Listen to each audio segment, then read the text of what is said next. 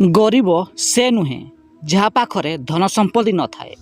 प्रकृत गरीब तो सीए होई थाए जहाँ पाखरे धन संपत्ति थाई मध्य अधिक पाइबा पाई लोभ करिथाए। काहेकि ना अधिक लोभ करुवा व्यक्ति माने ही केबे भी शांति रे रही पारंती ना।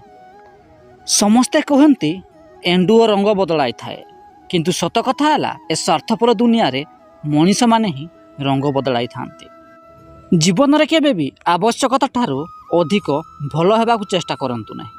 काहेकि ना जंगल थिबा सीधा गछ को ही प्रथमे कटा जाई थाए।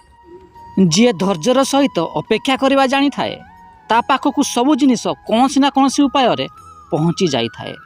तेणु जीवन सब बेले धैर्य रखा चेष्टा करंतु। ए दुनिया बिना बड़ अजब।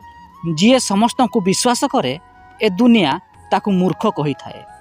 आउ जी निज स्वार्थ पाई अन्य सब विश्वासघातकता करि थाए ताकु ए दुनिया चालाक बोली कही थाए।